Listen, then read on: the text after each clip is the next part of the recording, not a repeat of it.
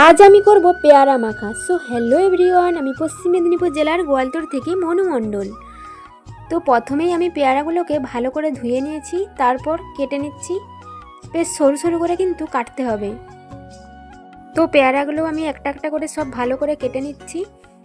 যেহেতু এখন বর্ষাকাল, তাই পেয়ারাগুলো কিন্তু ভালো করে দেখে নিতে হবে।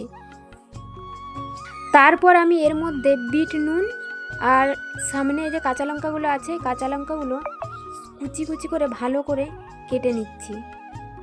তো কাটা আমার পুরোই কমপ্লিট। এবার কিন্তু আমি এগুলো ভালো করে মেখে নেব।